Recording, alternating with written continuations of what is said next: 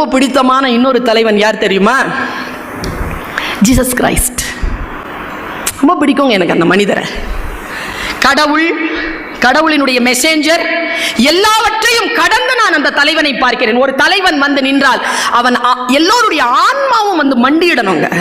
அவங்க முன்னால ஆன்மா மண்டியிடக்கூடிய ஒரு தலைவன். என்ன குவாலிட்டி தெரியுமா? நம் எல்லோரிடத்திலும் அந்த குவாலிட்டி இருக்கணுமா?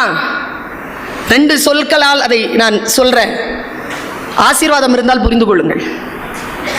ஆசீர்வாதம் இருந்தால் புரியும், இல்லைன்னா புரியாது. கொஞ்சம் லேட்டா புரியும், அதுக்குள்ள வாழ்க்கை வீணா போயிடும். சொல்ற சொல் புரியணும். பாருங்க, ஜீசஸ் கிரைஸ்ட் யாருன்னா பைபிளை முழுக்க வாசிச்சு பாருங்களேன். என்ன குவாலிட்டி தெரியுமா லீடர்ஷிப்க்கு? நல்லா ஞாபகம் வச்சுக்கோங்க. லீடருங்கிறவன் எல்லாரையும் பின்னால விட்டுட்டு முன்னால நடக்கிறான். அவன் மட்டும் லீடர் இல்ல. எல்லாரையும் முன்னால விட்டுட்டு சரியா போறாங்களான்னு பின்னால நீங்க பாக்குறான் பாருங்க, அவனும் தலைவன் தான். Good shepherd. Good shepherd is a good leader. Good leader.